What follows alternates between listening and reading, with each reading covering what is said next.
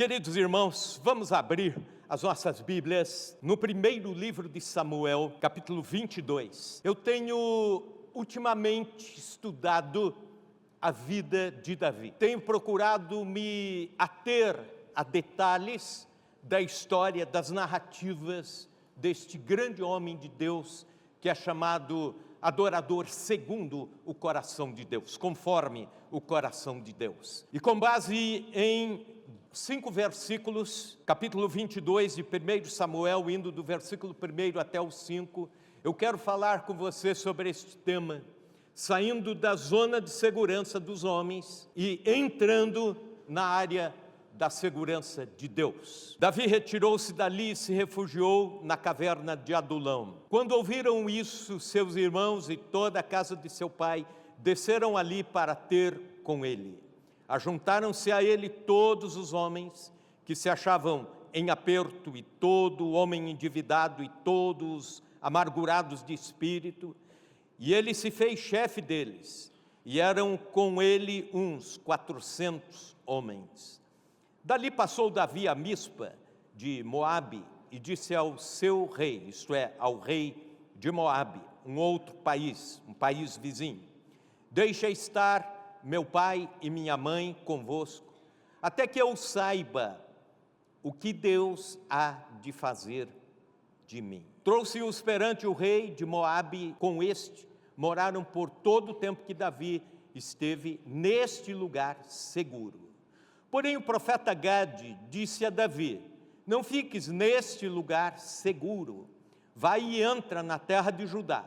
Então Davi saiu e foi para o bosque de Herete, saindo da zona de segurança dos homens e entrando na área da segurança de Deus. Pois bem, segurança é algo fundamental para as nossas vidas. Gostamos de segurança, buscamos segurança, queremos segurança. Queremos segurança, por exemplo, na vida financeira. Saber o que ganhamos, se é suficiente ou não para nos manter, é importante. Uma das maiores preocupações do ser humano moderno tem a ver com a ausência de estabilidade econômica nas nações, nas sociedades, e que isso reflete para as famílias e para os pais de famílias e mães de famílias. O que acontecerá no futuro?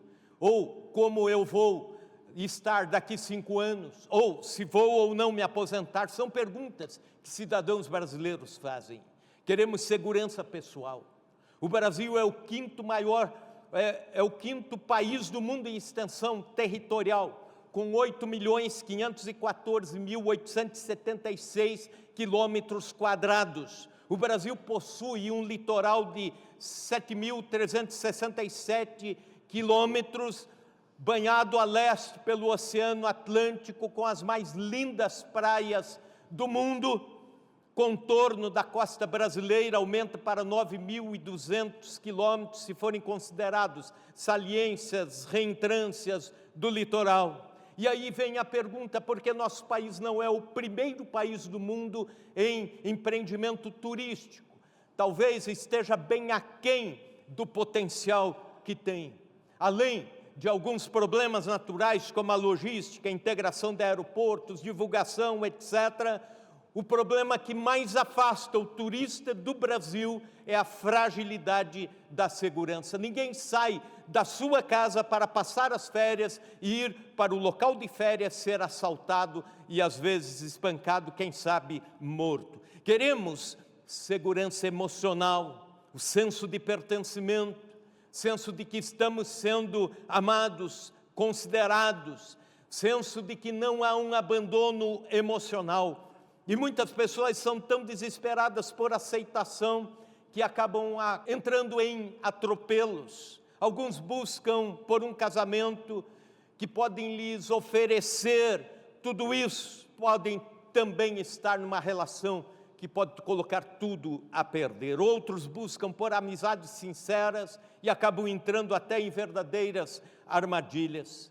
Queremos segurança física, tomamos suplementos, consumimos plásticas, academia, remédios, dieta, buscamos boa alimentação cada vez mais, e isso é bom. Nosso corpo é o templo do Espírito Santo. mas também esse comportamento obsessivo pode ser uma busca por segurança. Queremos segurança nacional. Sexta-feira, amanheceu o dia com a notícia de que Paquistão já havia bombardeado o Afeganistão por birras antigas e agora, francamente, declarando a guerra contra os afegãos. Ontem pela madrugada, os Estados Unidos, em conjunto com Israel, atacou o Irã, alegando que o Irã está desenvolvendo um programa nuclear que é uma ameaça para a segurança do nosso planeta. Os iranianos, por sua vez, como retaliação, já estão bombardeando o Catar, Israel, Arábia Saudita, Bahrein, Kuwait, Jordânia. Um pastor da IPI que mora na Jordânia, um plantador de igrejas, missionário, reverendo Romero Aziz, disse que caiu uma bomba aqui num bairro vizinho. E ele disse, eu já vi muitas coisas acontecerem à distância, mas não algo tão perto que viesse a ameaçar a nossa segurança de uma forma tão próxima. Enfim, queremos segurança. O caminho para ela parece cada vez mais um labirinto. E esse texto que nós lemos, apenas estes 5 versículos, nos dão ideia do quanto Davi ansiava por segurança. E como que Deus oferece verdadeira segurança para Davi. Portanto, ele é caçado pelo seu sogro, você conhece a história, ele passou a ser odiado por Saul, seu sogro, e aqui quando estamos nessa narrativa, já fazem 10 anos que Davi está fugindo cotidianamente de Saul, seu sogro e rei. Às vezes a gente pensa que sogras é que são ruins. E aqui está o exemplo de um sogro muito ruim. O rei Saul vê em Davi uma ameaça política, ele cria uma obsessão de que Davi irá pegar o trono a qualquer momento, e ele passa determinantemente a perseguir Davi. E Davi tinha uma promessa de Deus lá do capítulo 16 de 1 Samuel. Ele foi ungido rei sobre Israel pelas mãos do profeta Samuel. Essa promessa estava muito viva em seu coração. Mas desde que ele recebeu essa promessa, as coisas só pioraram para ele, para a sua segurança. Aparentemente nada aconteceu favorável à promessa que ele tinha. Pelo contrário, parecia que aquilo estava cada vez mais distante. Então ele é perseguido implacavelmente, incansavelmente por Saul. E aí, nesse texto, ele vai para a caverna de Adulão, que fica na província de Judá. Mas Adulão, não esqueça isso, significa refúgio, uma grande caverna para onde iam homens perseguidos, perseguidos políticos, perseguidos de guerra e assim por diante. E lá ele encontra 400 homens que estavam lá também fugindo de situações semelhantes. Diz o texto que eram amargurados, endividados. Davi não pôde ficar muito tempo ali. Davi está com seu pai, sua mãe e seus irmãos naquela caverna. Mas a caverna está dentro de Israel, está em Judá. E quando o texto diz endividados, eu fico imaginando o Davi pensando assim, o Banco do Brasil vai vir atrás desses caras aqui, vão me encontrar. E aí vão dizer para Saul, ó, nós fomos lá e encontramos esse cara aqui que você está perseguindo, vão me dedurar. E aí acaba a minha vida. A força militar de Saul está contra Davi, e Davi precisa sair da caverna de Adulão rapidamente também. E ele sai dali e vai para um lugar chamado Terra de Moabe. Ora, os moabitas eram inimigos históricos dos judeus. Era uma briga histórica entre o povo de Deus e os moabitas. E aí o Davi chega com o pai, a mãe, chega com os irmãos, chega com 400 amigos que agora fez amizade na caverna, e esses amigos se tornam a base do futuro exército de Davi, e ele pede asilo político ao rei de Moabe. O rei de Moabe dá o asilo político e diz, pode ficar na minha terra, pode ficar aqui tranquilo, pode ficar neste lugar seguro. Aqui ninguém vai te incomodar, você passa a ser um dos nossos aqui. Fica tranquilo, fica em Moabe. E eu imagino o Davi dizendo assim: agora, finalmente, 10 anos depois de tanta perseguição, ufa, estou num lugar seguro. Estou num lugar onde finalmente terei paz interior. Estou num lugar onde eu estou seguro, tanto quanto meus pais, meus irmãos e este pequeno exército de homens. Entretanto, um profeta chamado Gade traz uma mensagem para ele, e a mensagem é a seguinte: Davi, saia de Moabe. Não fique, diz o texto, nesse lugar seguro. Vá e entre na terra de Judá. Versículo 5 que nós lemos. Em outras palavras, saia do lugar seguro, volte para a terra da perseguição. Saia do lugar seguro e volte para a vulnerabilidade da segurança. E a pergunta é: por que eu vou voltar? Por que vou sair do lugar seguro para voltar ao lugar onde de lá já fugi? Deus muitas vezes age de forma estranha e incompreensível. Por que sair da zona de segurança? Não parece fazer muito sentido sair do lugar seguro, amando de Deus, e voltar ao lugar de conflito. Parece perigoso isso, é uma ordem estranha. Mas Deus dá ordens estranhas, e por vezes, no interior, no profundo do interior, alguém está sabendo que a missão vai além da segurança pessoal. Isso me traz à memória o profeta Ágapo, amarrando o seu cinto em Paulo e dizendo: Paulo, não volte para Jerusalém, porque Deus me mostra que lá você será preso. Vão fazer exatamente isso com você, o que eu estou fazendo com o cinto. E Paulo, pensando, colocando na balança, ele não está tão interessado na sua segurança pessoal. Aliás, Paulo tinha um trato com Deus: eu farei tudo para que o Evangelho de Cristo seja pregado, para que o Evangelho de Cristo se expanda. E ele volta a Jerusalém, mesmo com o risco da prisão que realmente aconteceu, porque a segurança não era o seu bem maior, mas a expansão do Evangelho de Cristo. Um grupo de médicos se reunia com um pastor chamado Joy Winding para estudar a Bíblia, e era o grupo de discipulado dele, numa igreja presbiteriana norte-americana, e ali existiam cristãos e não cristãos. Numa determinada ocasião, um não cristão afirmou o seguinte: este Deus da Bíblia é muito estranho, não é? Não dá para sabermos exatamente o que ele vai fazer. Essa é a percepção de alguém não crente. Mas eu posso dizer, é também a percepção que nós crentes às vezes temos de algumas ordens de Deus, ordens estranhas do Senhor.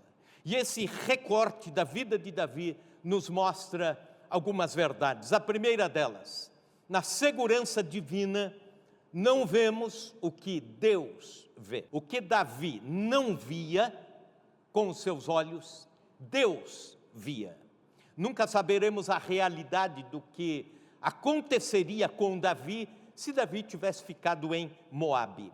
Ele estava morando num outro país, aparentemente confiante, mas vivendo entre pessoas que historicamente eram inimigos do seu povo, de gente do seu sangue, tradicionalmente inimigos. O que poderia acontecer com ele vivendo naquele lugar? As coisas estavam em paz e segurança, mas até quando? É mais ou menos como a figura do lago. Existem lagos em determinados lugares onde você olha por cima do lago, tudo é calmaria, não vê nenhum sinal de movimento da água, mas se entrar alguns metros ali para baixo, algumas correntes e alguns perigos estão acontecendo, algumas correntes de água estão indo, voltando, alguns redemoinhos acontecendo e assim por diante.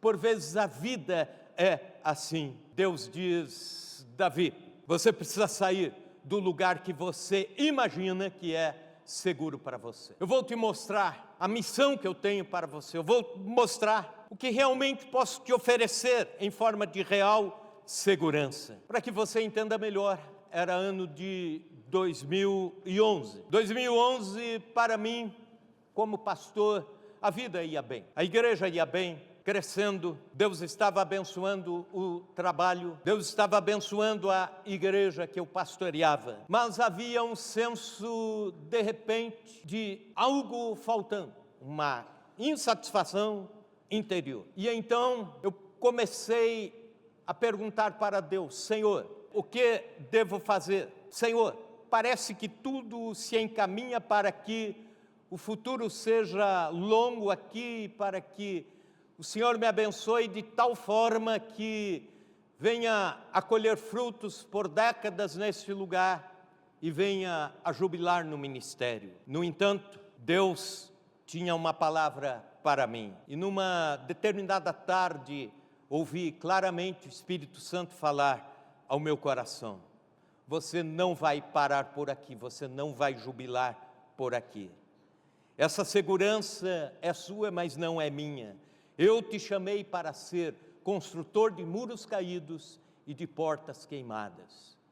E havia uma igreja no presbitério que estava neste quadro, uma igreja em decadência. Meu coração ardeu por aquela igreja, ardeu por servir a Deus ali, ardeu por abraçar aquela causa. E fui até o ano de 2022. Deus fez grandes obras.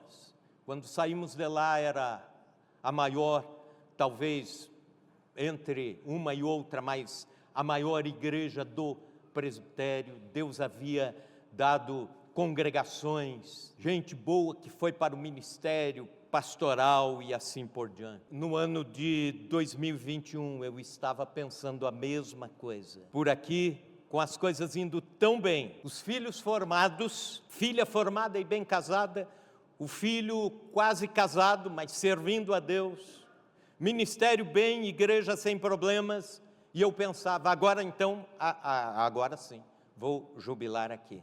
E novamente a voz de Deus dizendo: essa segurança é sua, mas não é a minha. Eu te chamei para ser reconstrutor de muros caídos e portas queimadas, como Neemias. Eu tenho acompanhado em oração, aconselhamento, muitas pessoas queridas em processo de mudanças de vida, de trabalho, de mudança de horizontes, até na vida espiritual, ministérios e assim por diante. Mas eu sempre faço algumas perguntas: o que está por trás de tudo isso? Quais são os motivos das inquietações? O que está por trás de toda esta inquietação? Ou qual é o princípio dos princípios? Se é uma fuga, ou se é uma falsa promessa, ou se é uma busca por segurança. Isso me faz lembrar do profeta Naum, capítulo 1, versículo 3. O Senhor tem o seu caminho na tormenta e nas tempestades está o seu pé. Nesse viés, Santo Agostinho de Hipona afirmava: quando Deus se agita, o homem se levanta. Talvez esta seja a razão pela qual Deus também tirou Davi de Moabe. Deus estava vendo o que Davi não via. Segundo a verdade, na segurança divina nós provamos confiança absoluta em Deus. Davi está aguardando uma definição de Deus. Veja o versículo 3, ele falando com o rei de Moabe, e ele diz, termina a sua fala dizendo: até que saiba o que o Senhor vai fazer de mim. O Senhor Deus. Na verdade, sua resposta é muito interessante. O que Deus fará de mim? Ele não está dizendo o que Saul fará de mim. Ele não está à mercê das circunstâncias, dos eventos, dos homens ou do rei. Ele está nas mãos de Deus. Quando penso em segurança, uma frase me vem à mente: não existe lugar seguro. É o que papai sempre falava: não existe lugar seguro. Eu completaria essa frase dizendo: não existe lugar seguro, vírgula, exceto na presença de Deus. Davi, na terra de Moabe, estava em lugar seguro aos seus próprios olhos, mas na dependência de Deus. Versículo 4, Davi esteve neste lugar seguro. Certa vez perguntaram ao missionário David Livingstone, que é conhecido como o missionário inglês que foi o primeiro a ir para o interior da África, enquanto todos os missionários trabalhavam apenas em lugares seguros, na costa. Ele então vai para o interior com perigos de feras, com perigos de doenças, perigos de nativos lhe tirarem a vida e assim por diante. Certa vez perguntaram para Livingstone se ele não considerava a sua segurança, e ele disse: o lugar mais seguro para eu estar é no centro da vontade de Deus. Alguém escreveu: não encontramos a segurança na ausência de perigos, mas na presença de Deus. Na segurança divina, provamos confiança absoluta. Terceira verdade: na segurança divina, temos projetos restaurados. A segurança que Davi encontrou em Moabe poderia se tornar um fator impeditivo para o caminho traçado por Deus para a vida de Davi como futuro rei sobre Israel. Davi poderia se aposentar em Moabe, pendurar as chuteiras em Moabe e dizer: chegou, por fim, a minha segurança.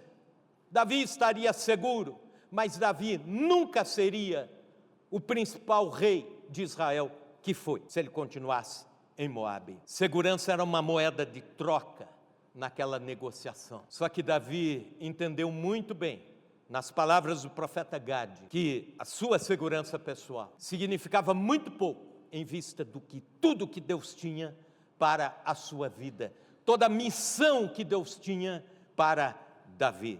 Ele precisava estar na terra de Israel.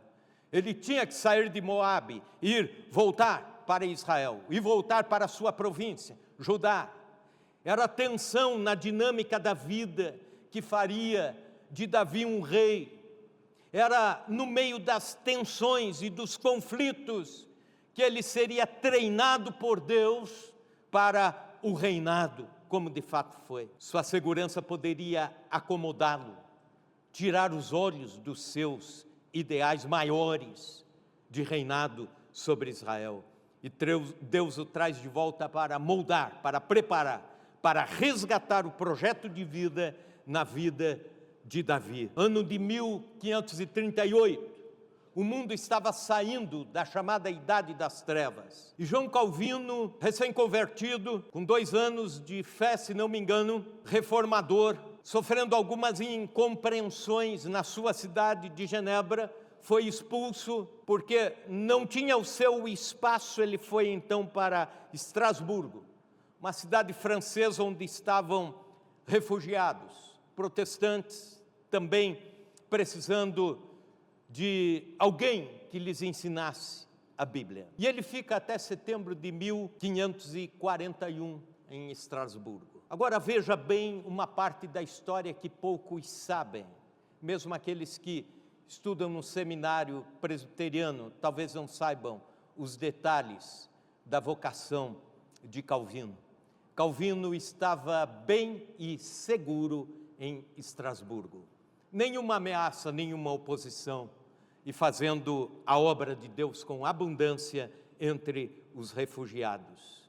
Mas de repente chegam os irmãos do conselho da Catedral de Saint-Pierre de Genebra e batem à sua porta, dizendo: Calvino, você precisa voltar a Genebra, precisa voltar. E Calvino disse o seguinte: eu vou orar. Então vocês se hospedam aqui, eu vou orar por algum tempo. Mas ele disse: eu vou orar já com uma resposta premeditada pelo não. Ele disse: vou orar por desencargo de consciência, mas depois eu volto da oração para dizer não a esses irmãos. E aí ele se recolhe no quarto. Lá pelas 3 da madrugada, ouve-se um grito na casa. E aqueles homens acham que Calvino está infartando. Eles entram no quarto e Calvino está de joelhos no chão, com o rosto em terra e chorando na presença de Deus, dizendo: Senhor, o que tu queres de mim? Deus, o que tu queres de mim? O que tu queres de mim?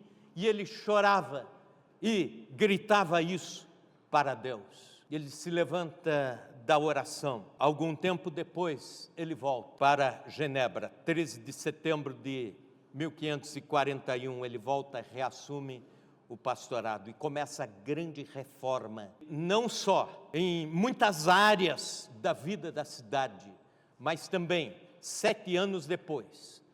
Veja bem, quando ele volta para Genebra, existe uma igreja reformada na Europa, apenas. Quando 7 anos depois, através do movimento missionário de Calvino, já existem 5.192 igrejas plantadas, 140 missionários indo para fora do continente europeu levar o evangelho, inclusive 3 que vieram para o Brasil e foram martirizados na praia de Guanabara. Milhares de pastores sendo treinados, Europa inteira sendo tomada pelo evangelho, pela palavra de Deus, pelas escrituras sagradas. Ele troca a sua segurança de Estrasburgo pelo desafio, que nem ele sabia onde iria chegar a grandeza da sua renúncia. Na segurança divina, nós temos projetos restaurados. Davi só se tornou rei porque abriu mão da segurança de Moabe para voltar e Deus usá-lo. Quarta e última verdade: na segurança divina, podemos ser mais produtivos. Veja bem, Davi obedece, volta para Judá. E dali a alguns meses, ele continua a escrever os salmos, que até hoje nós lemos e aprendemos a adorar a Deus com eles. Ele consolida a sua imagem de líder sobre a nação.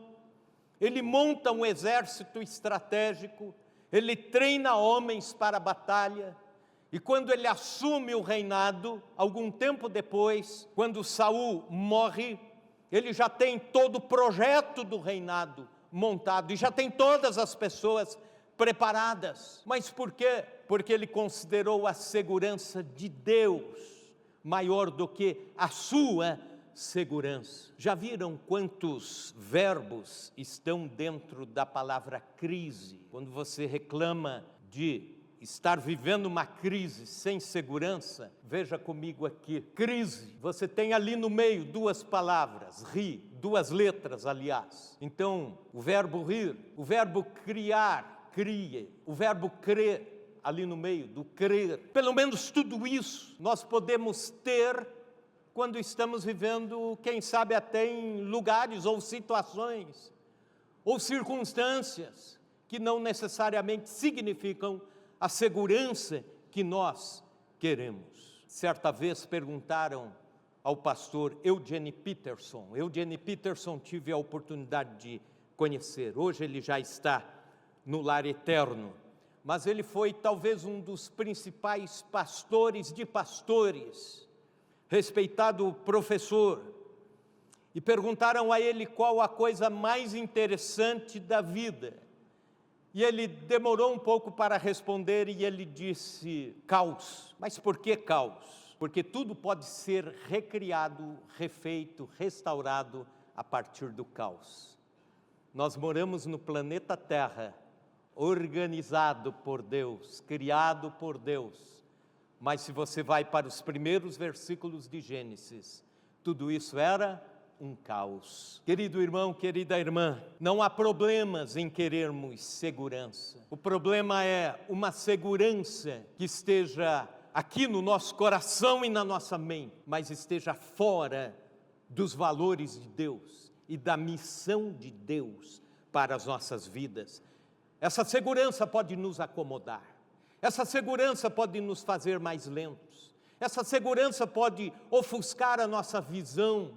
Essa segurança pode tirar o ímpeto de algo que Deus coloca ou colocou algum dia em nosso coração. E Davi, em outras ocasiões, ele também procura segurança, mas aí de forma diferente, sob a orientação de Deus, como por exemplo no capítulo 23, versículo 29, o verso diz: subiu Davi daquele lugar e ficou nos lugares seguros de En-Gedi. Ou então no capítulo 24, versículo 22, então jurou Davi a Saul, e esse se foi para a sua casa, porém Davi e seus homens subiram ao lugar seguro.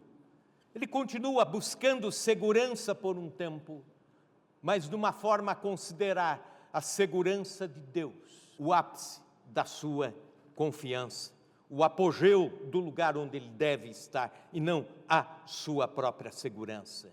Algumas lições práticas. Quando você se sentir seguro demais, não confie nas suas próprias habilidades. Isso se dá até quando nós chegamos aos nossos limites. Por mais informações que tenhamos, esbarramos em limites.